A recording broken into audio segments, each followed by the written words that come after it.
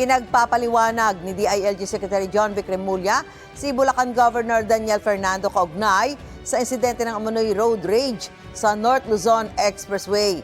Kasunod yan ng mga ulat na hinarang umano ng convoy ng mga taga-Kapitolyo ng Bulacan ang isang presidential son sa NLEX noong gabi ng Sabado.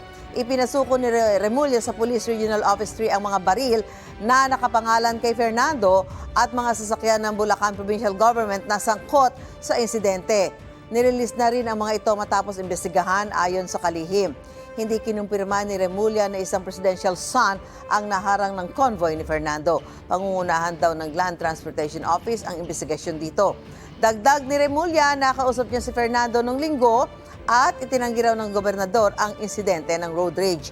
Itinanggi na rin ng Malacanang na may naharang na anak ni Pangulong Bongbong Marcos sa NLEX. Gayunman, ayon kay Remulla, marami ng reklamo ng umano'y insidente ng road rage laban kay Fernando na kapag bumibiyahe raw sa expressway ay 4 na lane umano ang okupado. Patuloy pa namin kinukuha ang pahayag ni Fernando.